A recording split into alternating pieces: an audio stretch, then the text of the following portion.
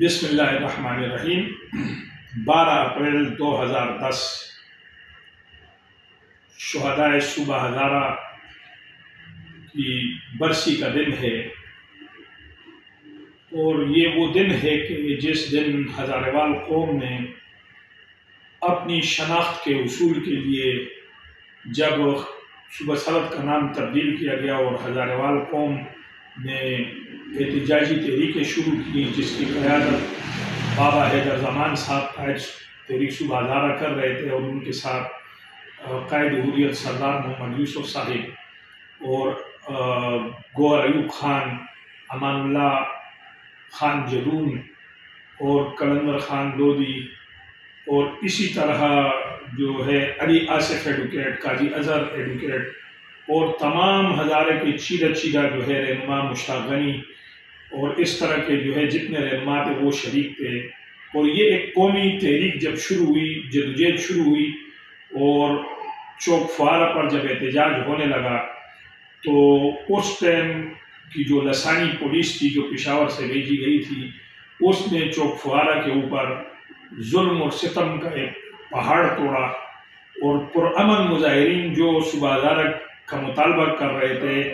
اپنی حقوق کا مطالبہ کر رہے تھے، اور ان پر فائرنگ کھول دی۔ یہ واحد تحریک تھی جس میں گملہ نہیں ٹوٹا، ایک کسی جو ہے چیز کو نقصان نہیں پہنچا،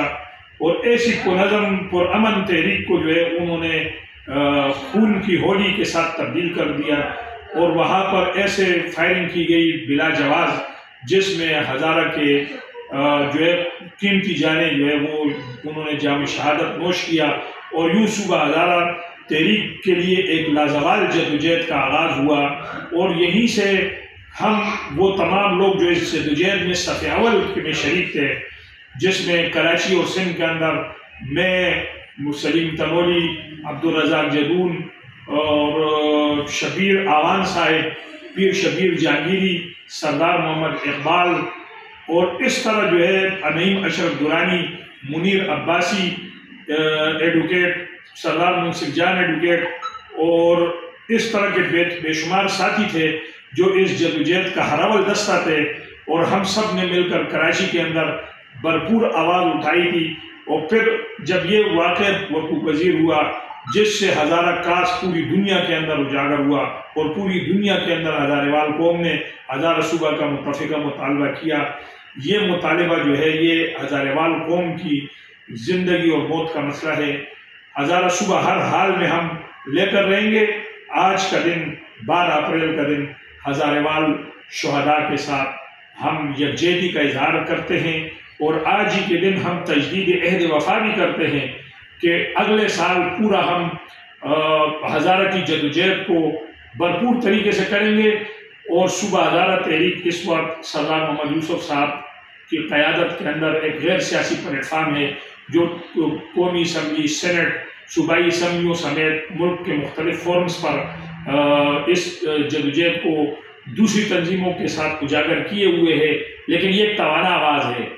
اور انشاءاللہ کراچی میں صوبہ ہزارہ تحریک کے پلیٹ فارم سے ہم نے بڑے پروگرامات کیے ہیں، اور اس سال بھی اور ابھی بھی انشاءاللہ آج بھی یہاں میری رہائش گاہ پر صوبہ